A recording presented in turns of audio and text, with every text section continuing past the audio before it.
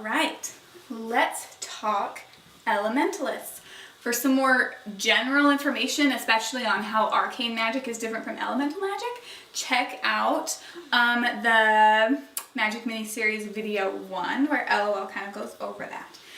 Just a reminder, elementalists, as most of you probably know right now, is a new magic on the wall that we decided to use to separate destruction magic from the elemental part of it. So elementals have been around for only about 75 years, so overall there's not as many of them in the world, though that ratio doesn't necessarily transfer over to the wall. Elementalists obviously use the elements. So the first element we're going to talk about is air. Air is air, the substance that is around us. Air is at an advantage because they always have accessibility to their element. It's at a disadvantage because air can never be solidified. So forms of air would be tornadoes, hurricanes, strong wind gusts.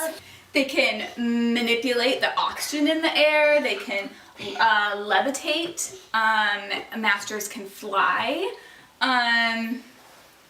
They can create blasts of wind. Air's greatest weakness is earth, mostly because there's no oxygen in like tightly packed earth is the idea. And an air elemental's worst nightmare would be getting caught underground. So no elementalist can know both earth and air. Some examples of how one might use air. At a novice, you could create a small gust of wind. At an apprentice, it might be enough to push somebody around. Once they're adept, it could be enough to knock somebody over. At an expert, you could like push them a distance.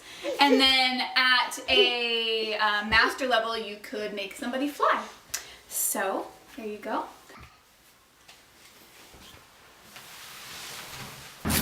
You say earth. Earth. Earth. Earth. What? Earth elementals. This includes soil, say rocks, naturally occurring metals, plants. What kind of plants? Oh no. What's a plant? That's a plant. That's a tree. It's a plant. And earth elementals, like air, have an advantage because the earth is all around them. They have it no matter whether they're on land or in the sea. It's always accessible to them. The downside with earth is that it can be manipulated by all of the other elements. Earth's greatest weakness is air. Because air can keep the earth from staying together. Earth elementalists can do things like shape the earth, stones, manipulate the minerals that they find in the earth, control plants, etc. Okay, so examples of what an earth elementalist might be able to do at their different levels. Can you say novice? Novice. As a novice, they could maybe throw small stones or sand at their enemies. As an apprentice, they could shift the earth enough to create small earthquakes. As a when they're adept, they could skillfully combine the elements in the earth to create weapons, like a arrow. That works. An arrow out of wood and stone. An expert could open up a huge hole in the ground, and a master could create a... Please don't. Okay. That was grass, which is earth. And a master could make an earthquake large enough to destroy buildings, for example.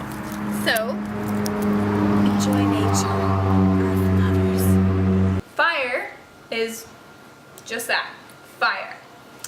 Fire elementalists are at the most disadvantage because their element doesn't occur naturally and have to be man-made before they can use it.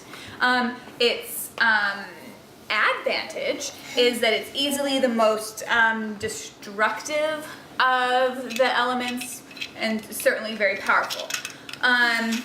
Its weakness is of course water, and no one can have fire and water together as elements. Or the fire will go out. Or the fire will go out.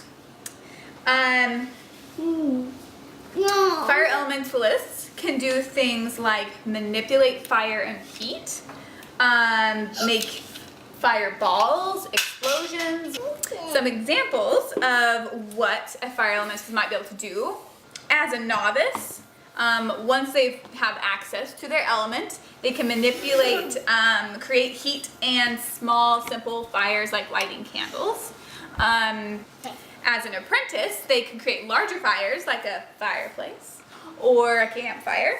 As an adept, they can create larger fires than that, which can be used offensively or defensively. Okay. As an expert, they could create a large controlled wall of fire that might stand in a way to protect several people.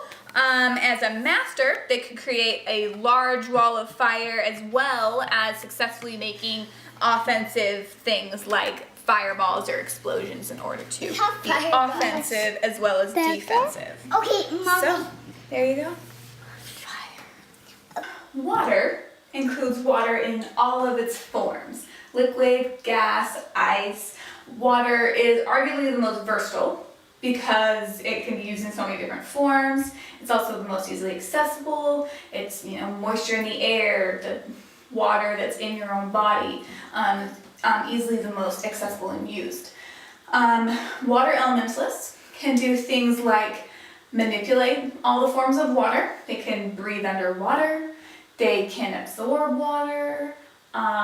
Again, freezing things, etc. Water is pretty simple, super versatile. Water's greatest weakness is fire, which can dissipate water. Using the example of ice, as a novice, a water elementalist could create small ice crystals within water or within the air around them. As an apprentice, they could turn rain into snow in their general vicinity, 20 feet or so. Adept, they can form water into solid chunks of ice, like icicles. As an expert, they can manipulate large amounts of water to freeze in a variety of shapes and structures and weapons. As a master, they could freeze an entire large body of water, like a lake. Not like an ocean, but like a lake, like all the way through.